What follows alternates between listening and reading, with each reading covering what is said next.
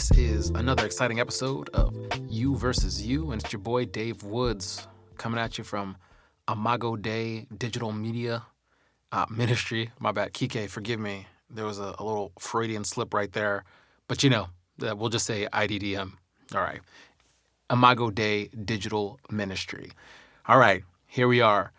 What I noticed in life is there's so much tension between present circumstances and where I want to be in the future for that ideal, that dream life. And most of the time it feels like it's a pressure cooker. I'm in a pressure cooker right now. And I can either embrace the chaos or find the serenity in that tension, right? And when I am able to gather my thoughts and see the forest for the trees, and realize that I'm exactly where I need to be with the plan that I have, all of a sudden my peace returns. And then I'm able to just go about it. And this is, I think that's probably one, it's the crux of what I'm talking about today. But then it's also the underlying theme to persevering when it comes to your gym routine and what that daily grind looks like. Getting to this point is what took so long to do. When I realized that, the obstacles is the way. The problems that you have in front of you is the way. It's a moment where it doesn't seem so chaotic. It doesn't seem like there's always some hurdle that's in the way or something that's that opposition to the things that I'm doing, right? So, this is for everyone who says, especially for the new beginners, the people who have no idea about making a plan, sticking to the plan, sticking to the script, carrying it out, rinse, wash, repeat. This is that fundamental difference between the person who starts a resolution and who completes it and then creates a new, higher resolution and then carries it out.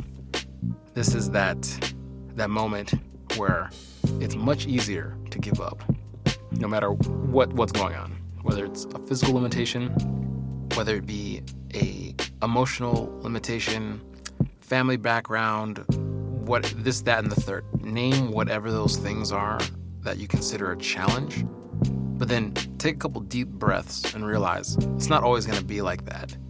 And then if it were to be like that, how much are you willing to fight beyond that circumstances that you find yourself in?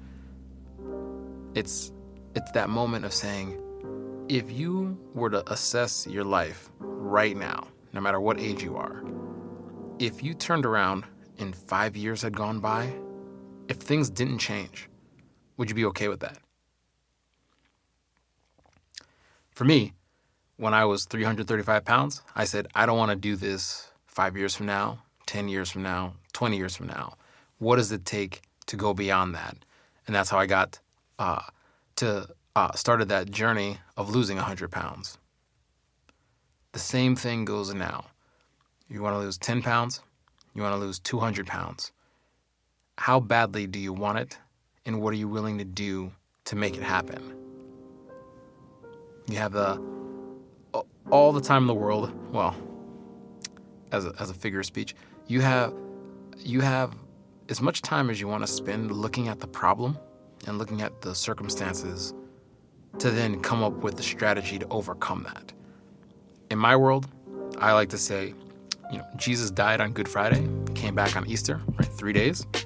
So you have 3 days to get over the breakup, 3 days to get over the rejection, 3 days to give over the death in the family, 3 days to get over yourself, right? All those things, whatever you want to apply it to, you 3 days.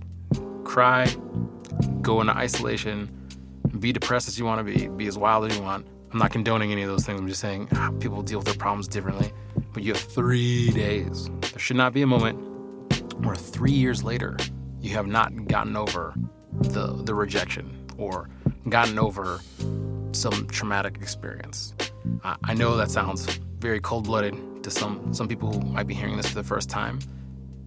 It's a moment where when you start moving for healing and restoration and growth, when you get over how bad that mourning and then grieving phase was, you'll see that it's a brand new day and you have limitless options.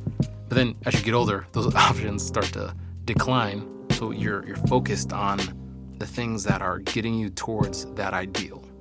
And when you get to that ideal and you look back on that memory that was so terrible, so rough, I can't believe this thing happened, you actually recognize how it was a blessing for it to happen the way that it did, because it forced you to change. And I'll be the first one to tell you, change is hard. Change is very painful. It's different. You're going into the unknown. Anything could happen, right? Well, what do you want? What are you willing to do to get there? That's where it all starts. If you're listening to this, most likely you're here for self-improvement and self-development.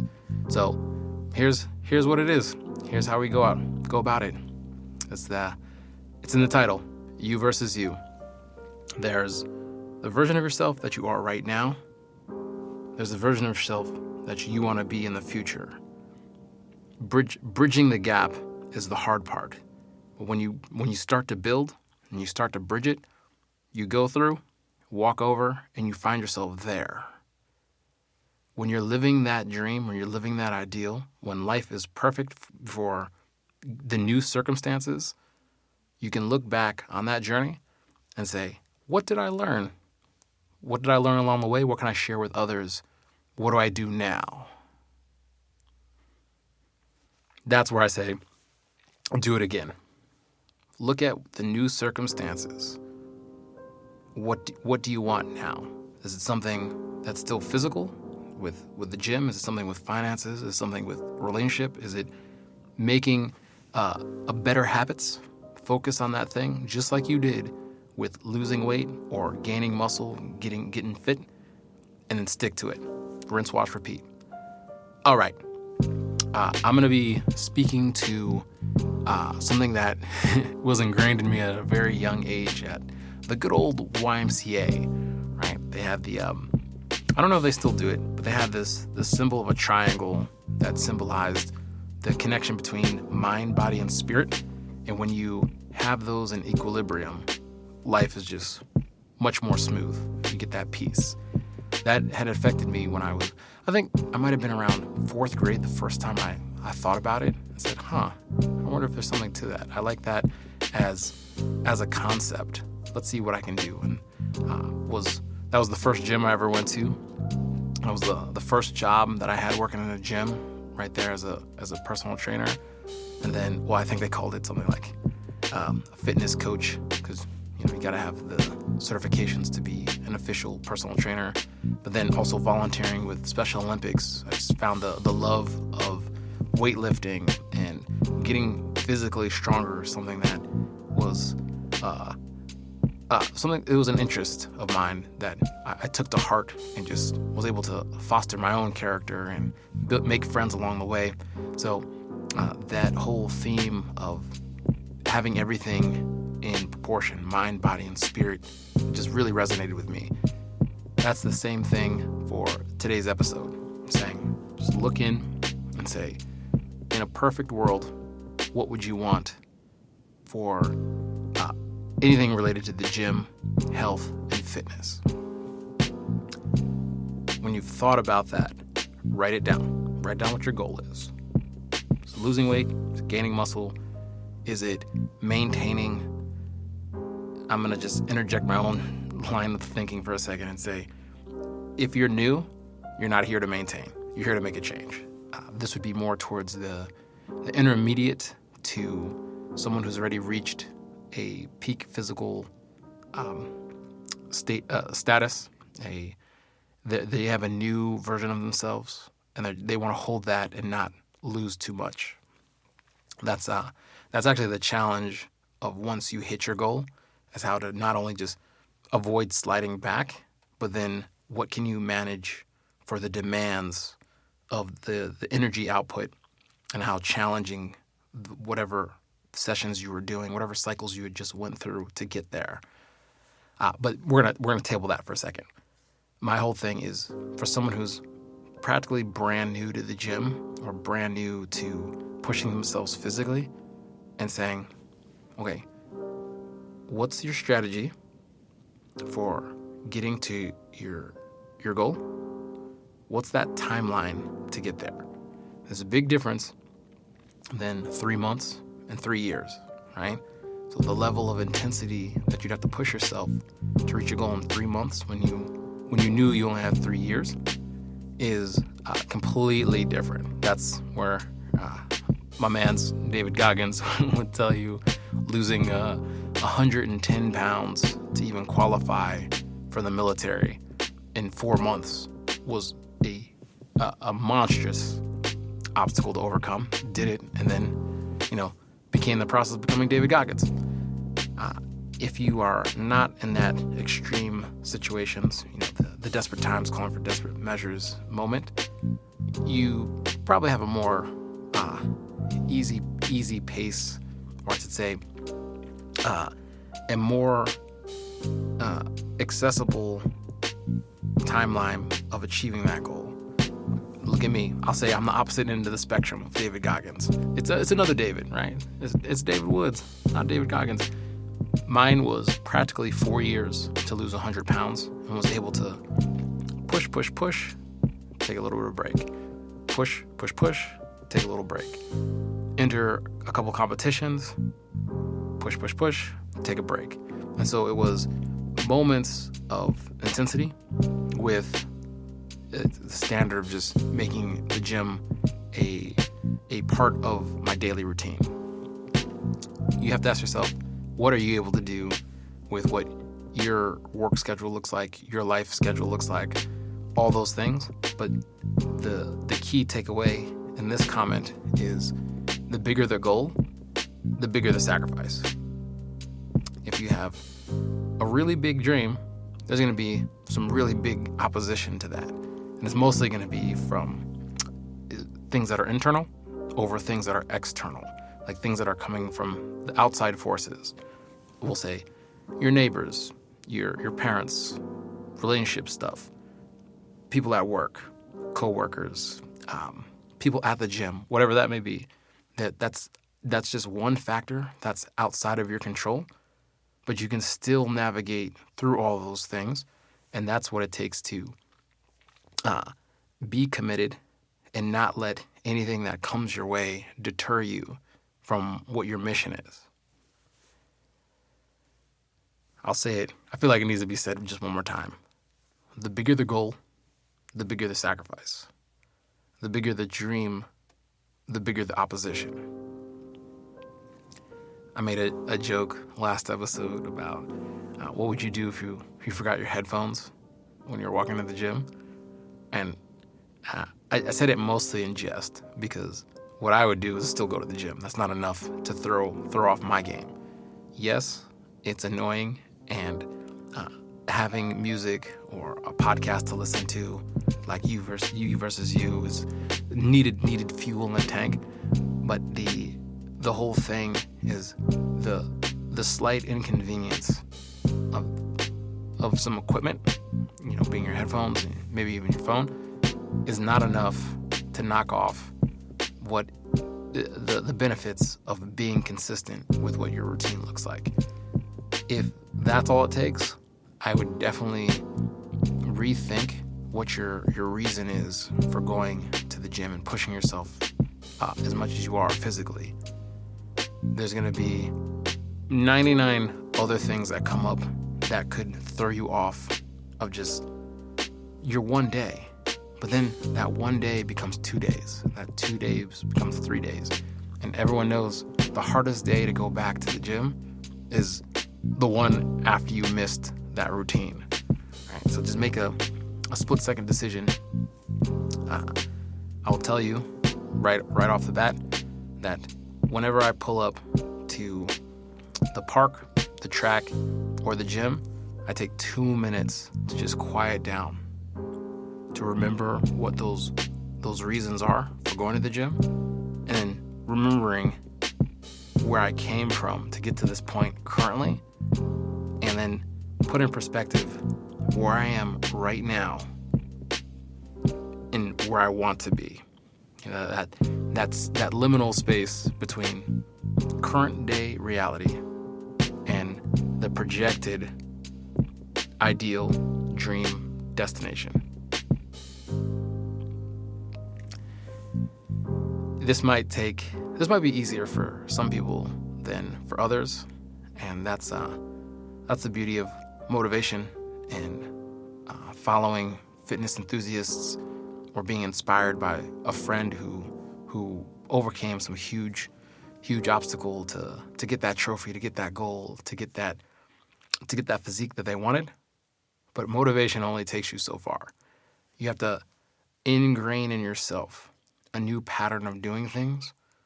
That's a new habit of conducting yourself until it becomes the character that you are, until it becomes so second nature to you that if you were to skip pushing yourself physically, whatever it may be, that you'd say, something's wrong, something's off, right? It would be just as extreme as not brushing your teeth for a day.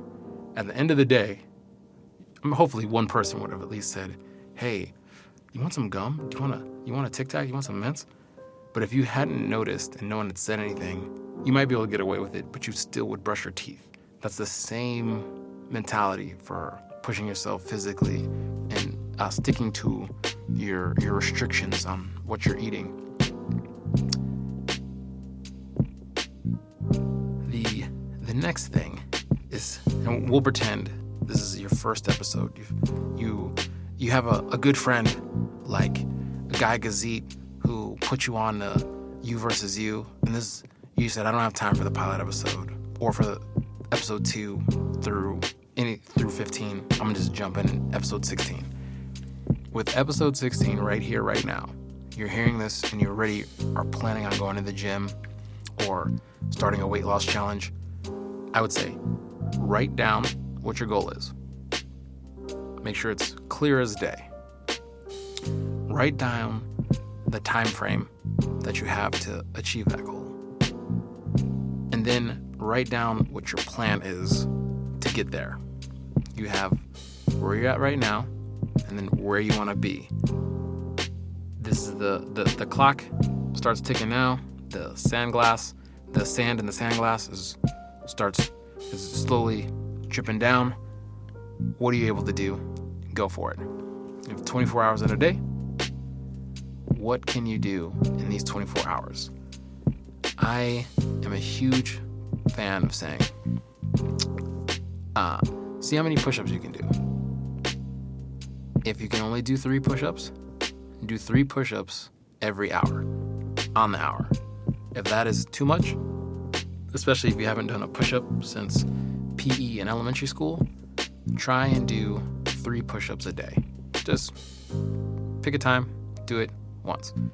The next day, do the same thing. The third day, do it in the morning, do it in the evening. That is, everyone can drop down and do 3 push-ups at least once in 24 hours. Now, imagine stacking that up.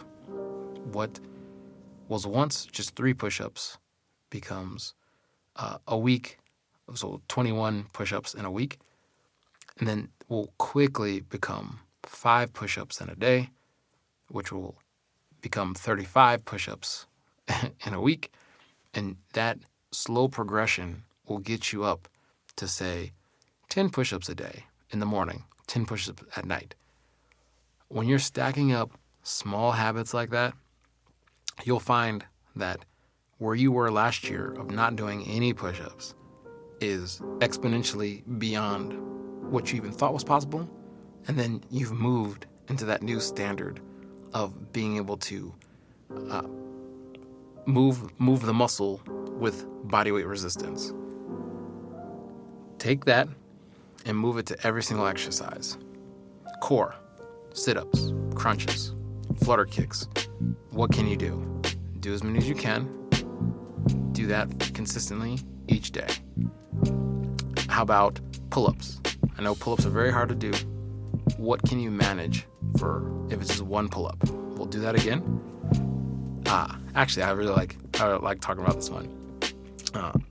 If you are not able to do even one pull-up, hold yourself on the pull-up bar or the tree branch or wherever you have your hands in that position. Hold yourself as long as you can. Don't even try and pull yourself up. Just hold yourself there. It might be just for 10 seconds. It might be just for 5 seconds. It might be for 30 seconds. Time it for how long you can hold yourself there, and then try again later that day. Same place, same position. Just hold yourself there for as long as you can. Next day, do it again. Next day, do it again. 1 week from then, try and do one pull-up. Try and pull yourself up. And I'm not a stickler. If you want to do the chin-up or pull-up, the difference is just where your palm is facing. Are palms facing you? That's the supinated position. Are they facing away from you? That's pronated. You choose one. I am not going to be a referee on that one. And then at a certain point, you'll be able to do both. So really makes no difference in my book. If you are going for a pull-up competition, they probably have some rules. So we'll cross that bridge when we get there. All right. Same thing goes with cardio. Most people who want to be able to run a mile or 5 miles or maybe even try a half marathon or a marathon, you have to start somewhere. What are you able to do right now? Across the board, everyone who's in that position to do it can walk for 10 minutes. Just walk 10 minutes. Don't even worry about the incline. You don't have to even worry about the terrain or the weather. Just put your shoes on, go for a walk after you eat breakfast, after you eat lunch, after you eat dinner. Start doing that, and you will find you'll be doing substantially more cardio than you were before you even had the goal. The whole thing here is recognizing that there was a way of doing things that you were so used to. That was the pattern that had started. And then you introduced something small, like a 10-minute walk, and it started paying dividends for it.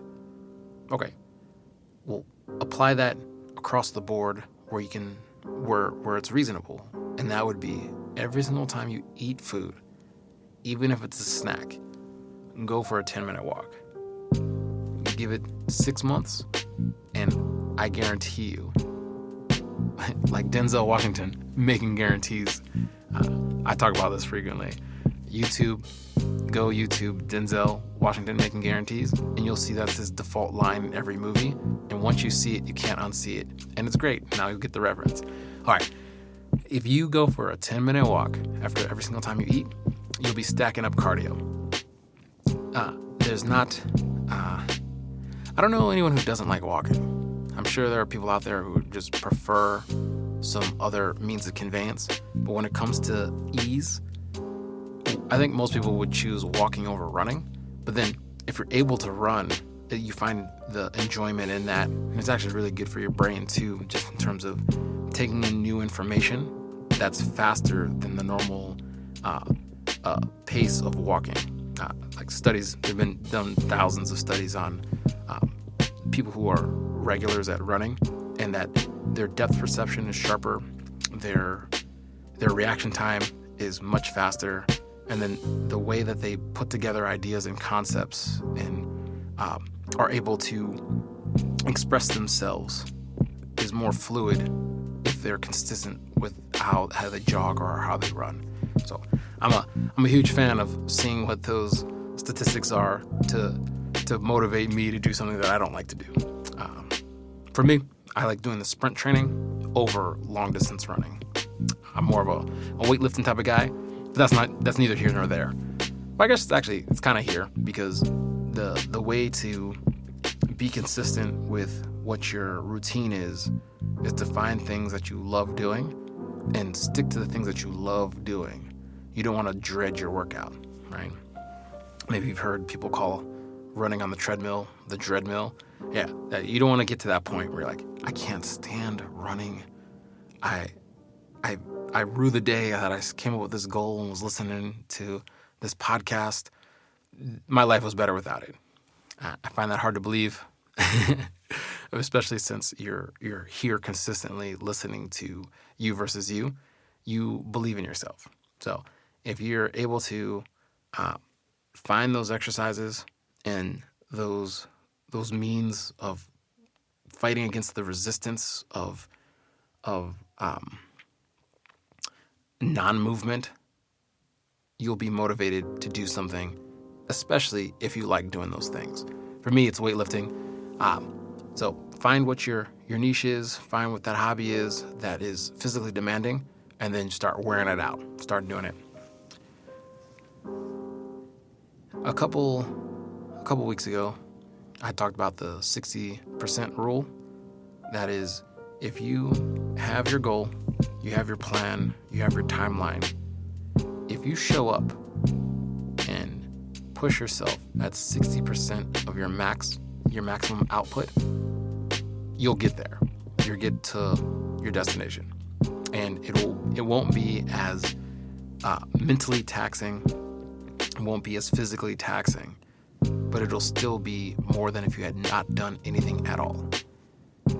This is what I'd recommend for someone who's more intermediate, like they have that consistency going, only because if there's a newbie who is pushing themselves physically, whether it be with weighted resistance or with cardio, that beginning phase is where most of the gains start happening in every direction. And I'm talking about in the positive, right?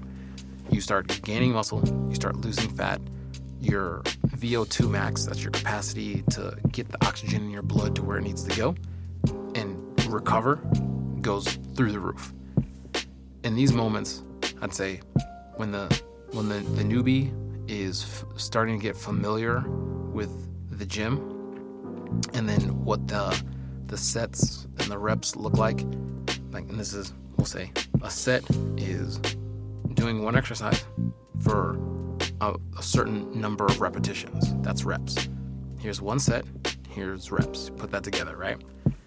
If you're able to stick to the script of the exercises, the sets, and the reps, in about 2 weeks, you are now familiar with what it looks like. In those moments, I'd say push at 75%. You don't necessarily have to destroy yourself at the gym just to make sure you have the recovery. It's being comfortable with your new environment, with that new setting of the gym, but then going beyond being static, right? Just being a couch potato. For newbies, you want to push yourself a little bit harder than 60%. I'd say 75, stick between 65 and 75% for 6 weeks. And then for the next cycle of 6 weeks after you've recovered for a couple of days, push it for 75 to 80, stay right there. And then that third session of 6 weeks going to the gym, I'd say push yourself as hard as you can go, as hard as you can manage, just to see what that feels like, especially as a beginner. But this is the third time you know what you're doing and you're starting to get the lay of the land. After that, when you've compared your notes for those 3 6-week cycles, that's when you can scale back to 60%, or you can say, I'm going to push myself at 75 to 85% for another 6 weeks. The biggest thing is getting started. And this is in every single endeavor, right? When you start to get familiar with how things are done and then what you're able to handle, it becomes easier. A little time for some shout outs. All right. To the good people at Music Mind Studio in Pasadena, thank you. Evan, you're my guy right there, making it sound crispy, making the edits so smooth and seamless, getting the final project handed over so quickly. Thank you. To Karina, to Reggie, to Juan, to Alec, thank you so much for doing what you do.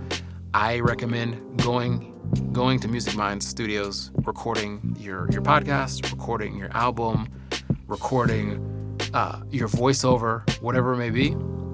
I Swear by Music Mind Studio in Pasadena, California.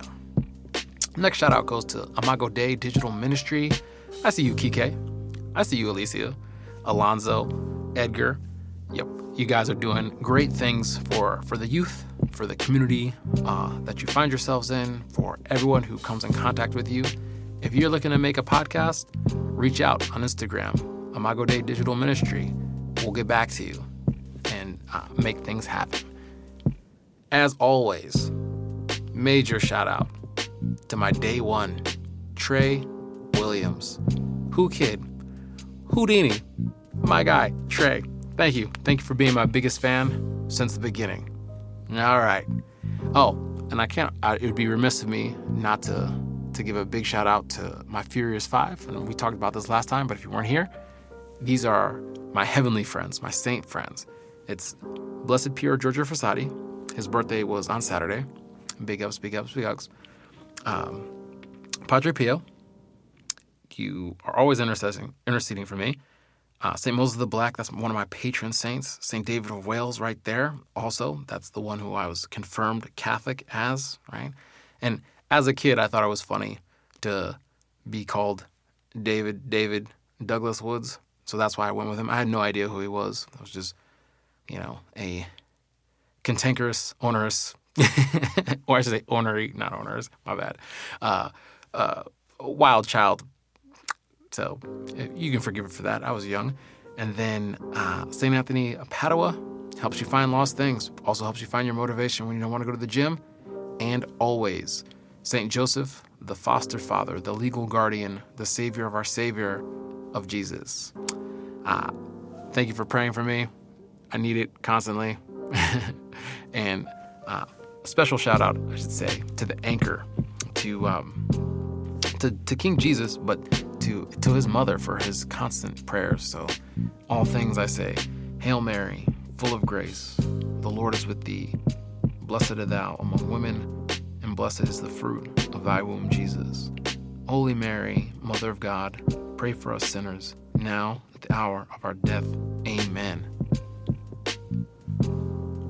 All right, so you have it. This is the tension that is the space you find yourself in between what you feel like when you wake up in the morning and then your ideal physique, your goal of getting at, whether it be losing 100 pounds, like what I did, or more.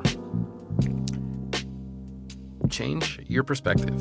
Just reframe how you see things, and that's where you'll find the joy and the pleasure in pushing yourself physically. How do you want to break that inertia? It's really up to you. I think it happens the second your alarm clock goes off. What's that first thought that comes through your mind? If you're able to realize what's going through your mind the second your alarm clock goes off, even if it's, man, I want to be in bed for 1 more hour, or I want to be in bed for 2 more minutes. So I'm gonna hit the snooze. If you're able to catch what you're saying to yourself right there, and then match it with the place you want to be, you'll find yourself out of bed real fast, right? And it doesn't matter if the alarm clock is 10 a.m., 9 a.m., 8 a.m., 4 a.m., 3 a.m. Doesn't matter. Doesn't matter if you haven't had a good night's sleep the night before. If you're able to capture your inner monologue the second you have to get up, there'll be a difference between peace and the feeling of just agitation or desolation or depression, right? We'll say the positive, the negative. I know I'm in a really great position when I beat my alarm clock, right? I get deep sleep and then wake up naturally before the alarm clock goes off. When that happens, I feel like that's when I hit the zone. I'm in the zone of that new fitness regimen for the 6 weeks and can keep going. Not every day is like that. So I'd say when the alarm clock goes off, the first thought, one, it's gratitude, thanksgiving for another day. But then it goes, I know why I'm getting up and I'm doing things like this. And it makes no difference whether there's 1,000,001 things that need to get done or if I have a clear schedule. The same thing starts within. And I'd say if you become more cognizant of what those first couple thoughts are, you're able to either redirect it for something productive, or face the consequence of starting to let these small nagging thoughts or these larger concerns consume all of your mental energy, and that has the danger of capsizing where you're going, right? You do not want to be fixated on the negative. You don't want to be unprepared for the opposition that happens during the day. When my mind is in the right place of saying, I know what I'm doing, I know why I'm doing it, it makes no difference if there's traffic. It makes no difference if a car exploded on the side of the road, like what happened today on the 134 coming here. It makes no difference whether my phone is blowing up constantly with people with all their concerns and their cares and their problems. They want to bring me into the mix. If I am focused because I know what I'm doing, where I'm going, and why, those things are very small. Right? Even if they're urgent for other people, they're not urgent enough for me to throw off my day, my goals, my ambitions, my obligations for some piddly nonsense. Right? And I think that even just saying that comes across as being unconcerned, but it's really not. It's being able to navigate between what is important and what is urgent, what is needed and necessary, what are some of the daily fires that'll happen that you can anticipate, and then what is piddly nonsense, right? So if you've written these things down, and this is why I say it every single episode, the importance of writing down your vision.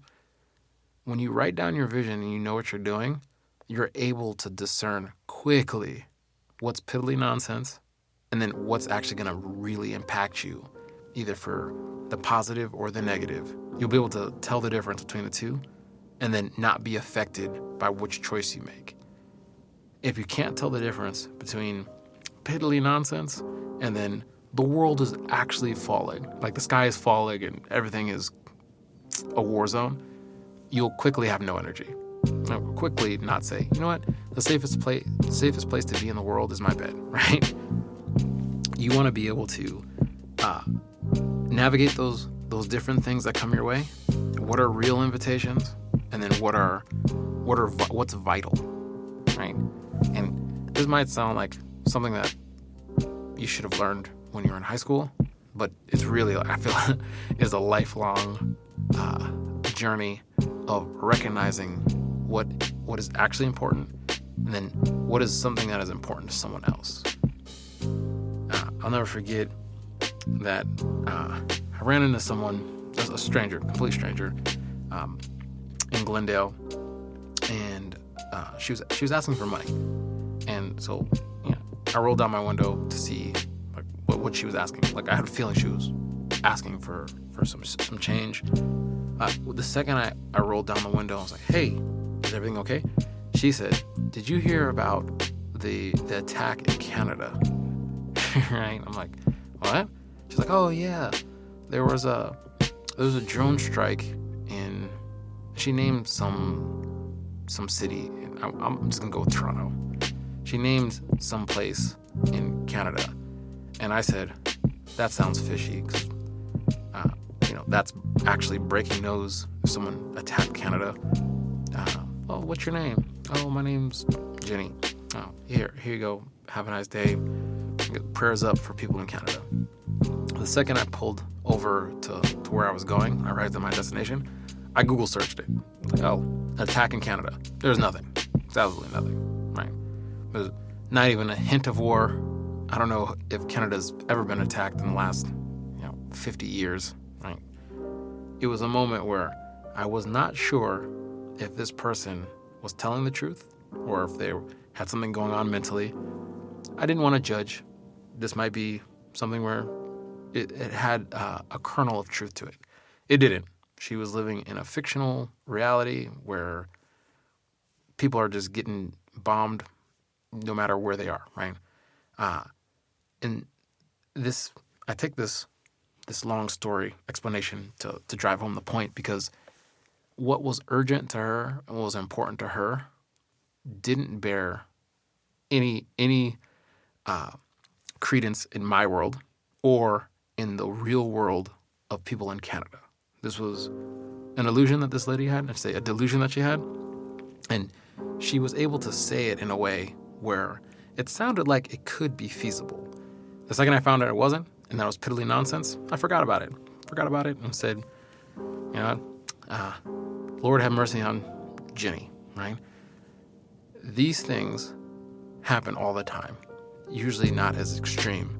But if someone wants to give you say, hey, how are you doing? And they give you a 10-pronged thesis on how their day is going, that might be just someone who wants to vent about their frustrations. I don't know why you thought it would be the time or the place. That's not for me to figure out.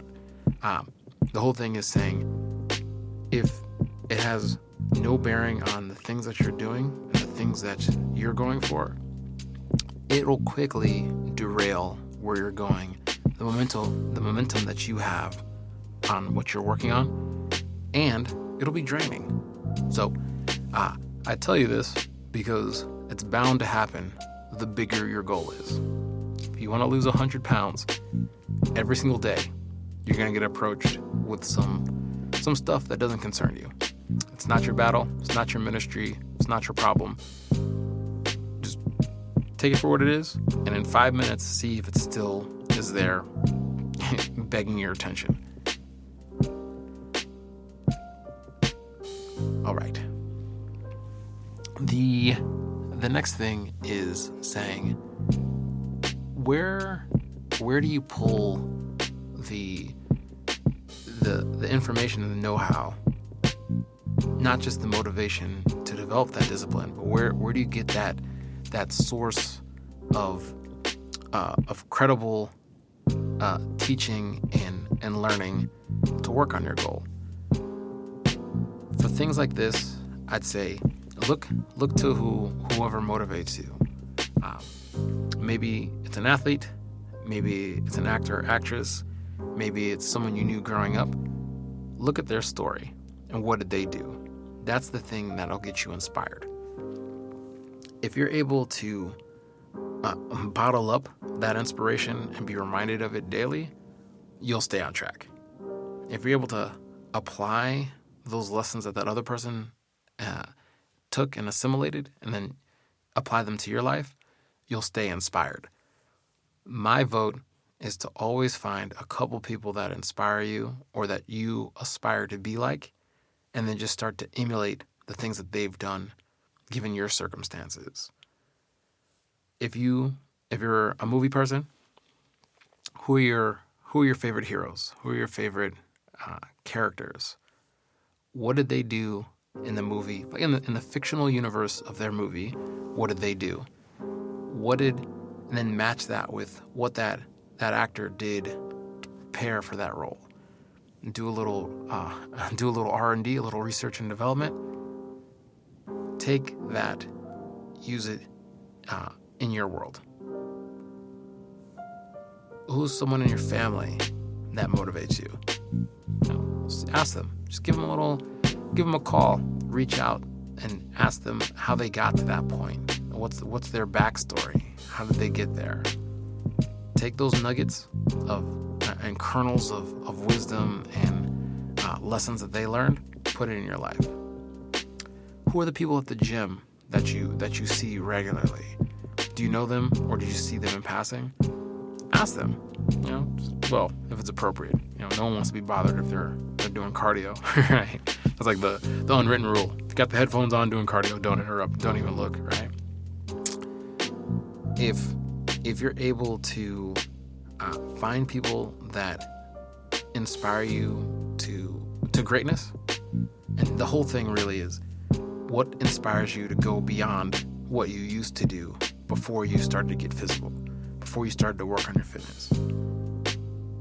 Find what that is, stick with it, use what is good, disregard all the bad things. The thing with the saying for today, the bigger the goal, the bigger the sacrifice, the bigger the dream, the bigger the opposition. Find out, this is for everyone, to put into perspective how big the goal is, and then realize that the effect of that goal being so big and how much it demands for a change, for you to evolve, means you're going to have to cut away something. There's part of the sacrifice is saying, I can't drink like how I used to drink. I can't eat like how I used to eat. And by drinking, I mean alcohol consumption and things that have a huge caloric intake that is just liquid, right? So shakes, I put it pretty much there. Anything that's blended with ice and is most likely delicious, right? Or an alcoholic beverage. And I'm going to assume everyone's 21 who's listening to this. At some point, what you're taking in terms of calories is going to be sabotaging what you're able to burn. There are exceptions for marathon runners, but the whole thing is saying, find out that area where you can scale back, and then put it contrast that with what your goal is. For me, when I started, I said, I'm only going to have drinks on the weekend. And then after a couple weeks, I said, you know what? I'm going to just have a 1 drink limit. The whole thing is saying, at some point, the calories that are coming in need to be less than the calories that are going out. That's the episode called Food Formula. Memorize it, apply it, hit your goals, right? When you look at alcohol, there's a ton of things that are not conducive to good health. 1, alcohol is a poison. Second is the pull and the strain it does to your kidneys and your liver to detox is in contrast to every single fitness goal. The next is saying how many calories is 1 drink containing.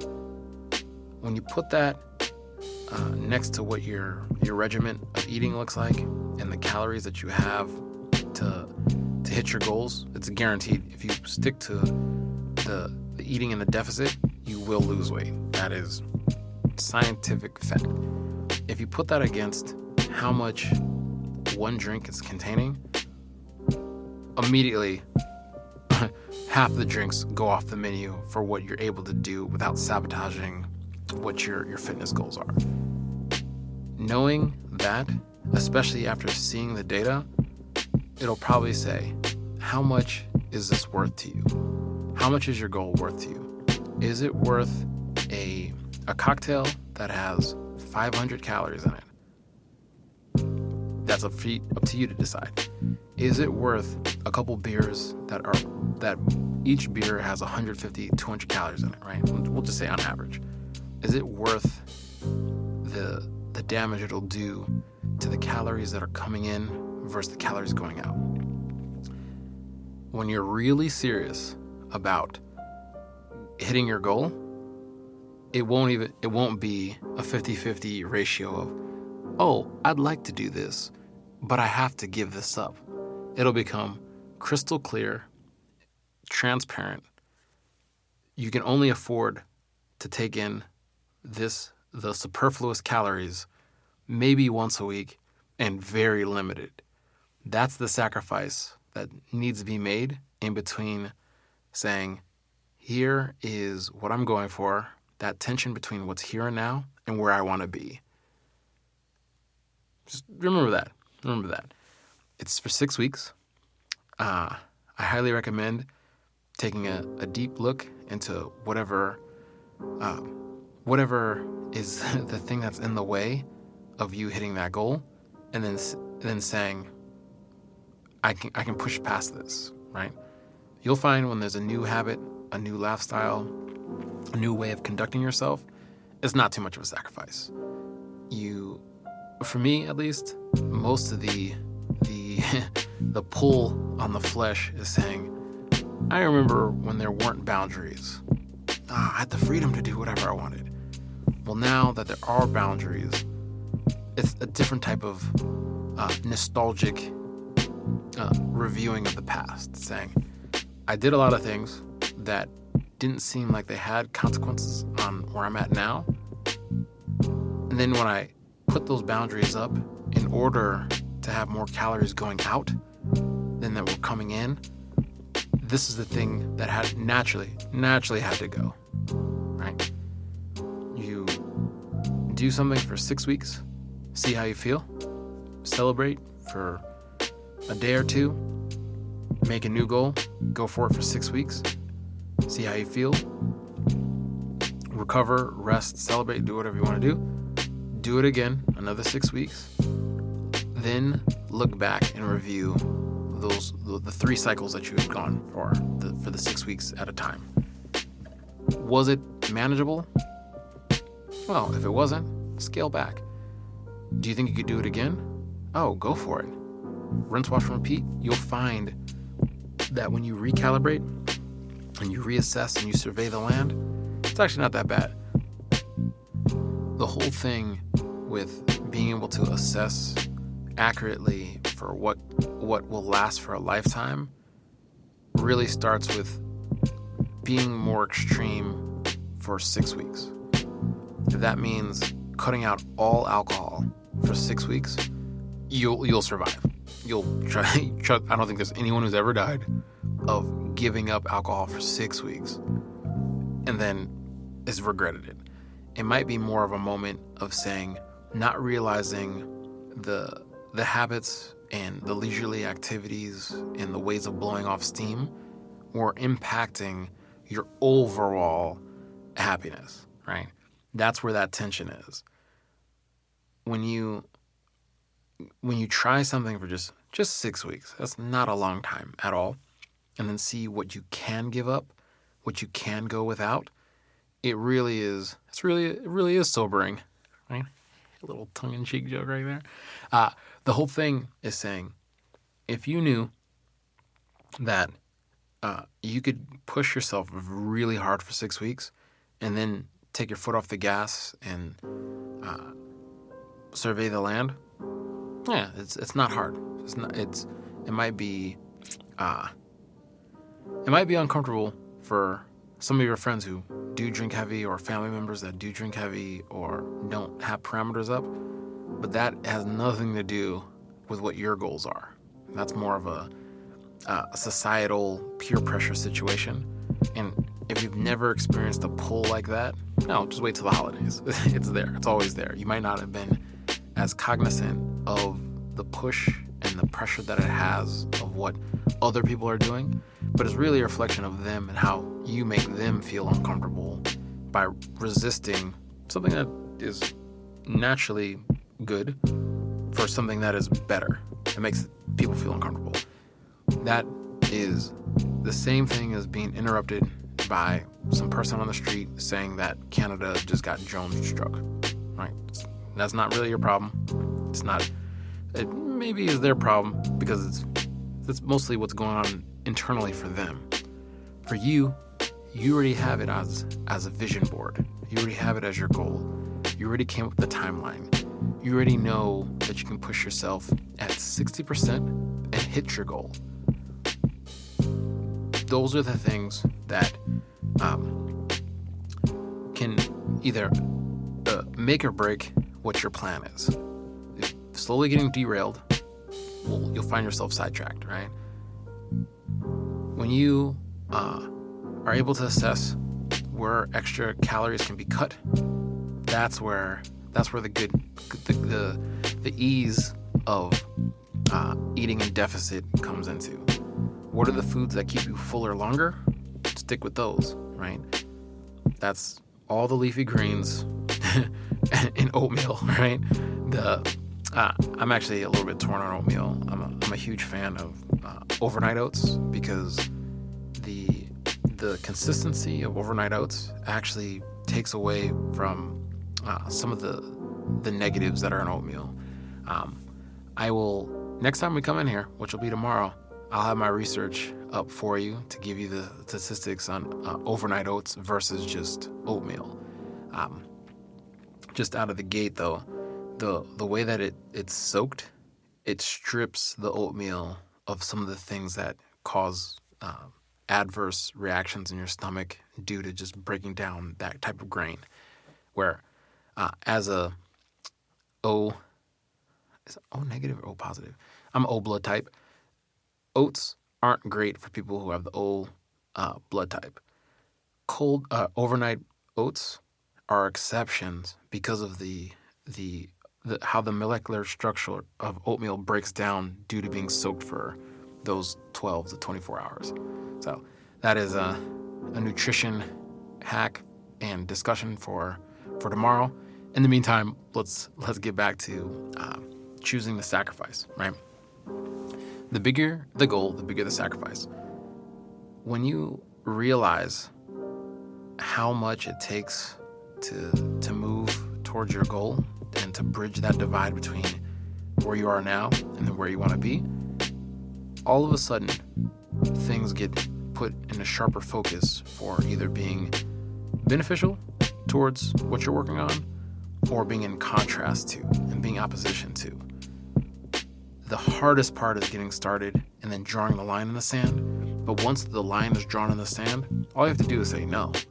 You don't even have to change your argument. Just say no. Hey, here, drinks are in the house. Oh, thank you. I'll have one. Oh, drinks are in the house. Have enough? No. The answer is no. Oh, hey, look. We're having someone's birthday, and we have all the pizza in the world right here. It's your favorite pizza. Oh, thank you. I'll have one slice because I already know what I'm eating. Then the answer is no, or just no. I'm not eating pizza. That is contrary to my restriction. Throws off my macros, or you can just say no. This is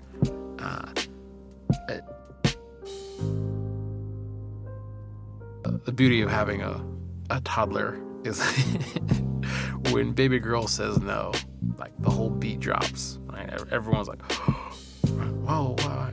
Well, the same thing. The secret is, as an adult, it still works. If someone tries to convince you of something, most people have been conditioned to give a deferred no and just not do the thing. But if you just say no, you don't have to say anything after that. You don't have to say no because this, that, and the third. Just say no again. The person might try and double down. Oh, come on. The answer is no.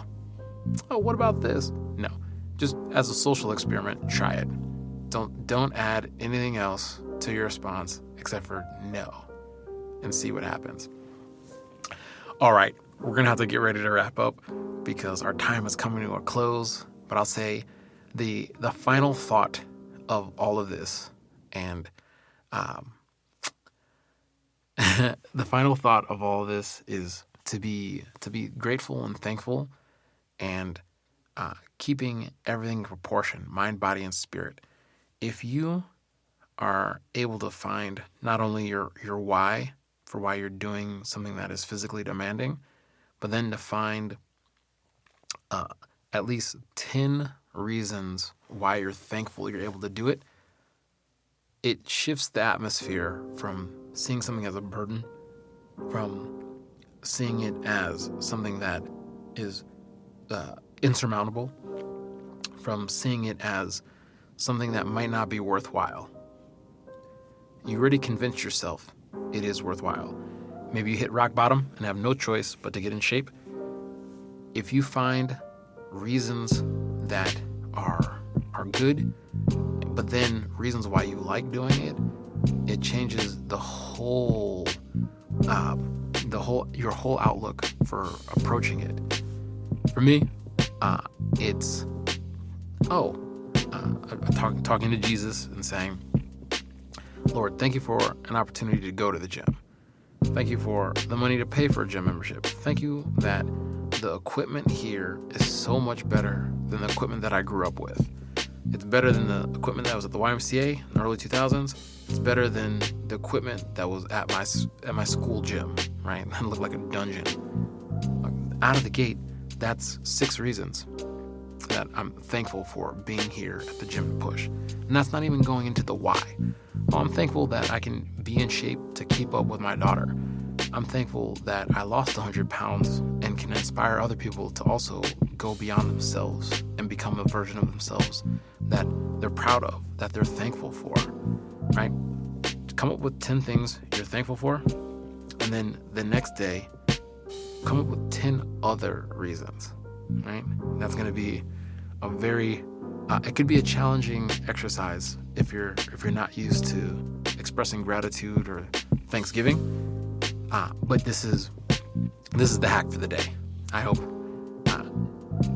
no one just skips to the end and they say in 45 minutes. I know he gives a special fitness hack.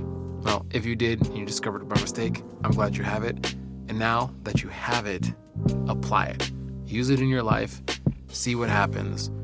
And you don't have to thank me. Thank Jesus. So this is it. This is a talk, discussion all about the what to do when you find yourself in that in-between space. When you find yourself in the tension between where you're at currently and where you want to go. In that space, in that oftentimes uncomfortable feeling of the desire is for this thing and it pulls so hard to be over here and this is what I want to do, but this is so far from where I am currently. What do? Look at it, break it down, and it really has to do with shifting your perspective of wonder and armchair philosophizing about all the endless opportunities you could do to making a plan, having a timeline, and going at it day in, day out until you get there. It's not forever, just for 6 weeks. Break it down as simple as that. That was a key to my success. I can't open the door for you. All I can do is give you the key. You open it for yourself and walk through it. It's your boy signing off, Dave Woods, You versus You. See you later.